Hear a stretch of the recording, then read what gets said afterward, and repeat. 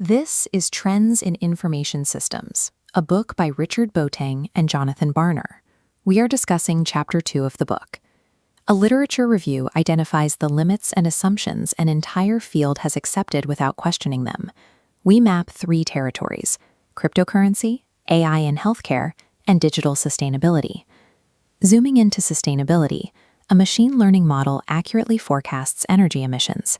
But while these models track output, they omit the human drivers, the daily habits, constraints, and shifting decisions. Equating forecasting accuracy with true understanding reveals a structural opening for a new explanatory framework. We see a similar opening in the cryptocurrency literature. Many studies treat the environment as a background variable, attempting to hold social and technical conditions constant while measuring user attitudes. In a developing economy like Ghana, the infrastructure and the regulations are the very things driving user behavior. When a model ignores the specific realities shown here, like the physical proximity of a mobile money kiosk or a sudden shift in government rules, it fails to explain why adoption actually happens. In these environments, context is an active, volatile variable. It must be pulled from the background and integrated directly into the core research model. A field often settles into a methodological monoculture.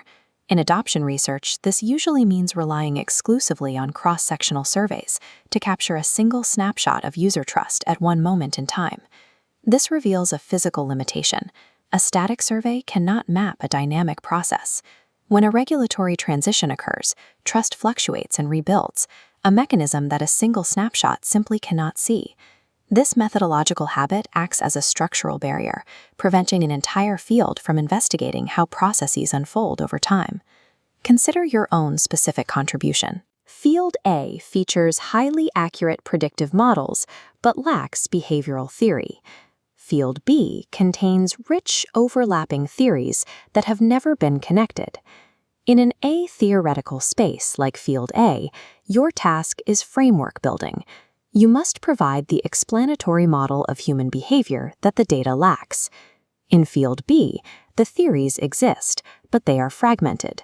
Your contribution is theoretical integration, synthesizing those separate streams into one cohesive model. The structural gaps in the literature dictate the specific work you must perform. These gaps are verified through reproducible, strict database searches. Applying a consistent reading template makes the omissions visible. You will find empty columns where behavioral theory or process-based methods should be. Analyze your target literature for these 4 patterns: a preference for prediction over explanation, the treatment of context as a background variable, methodological monocultures, and a limited geography of evidence.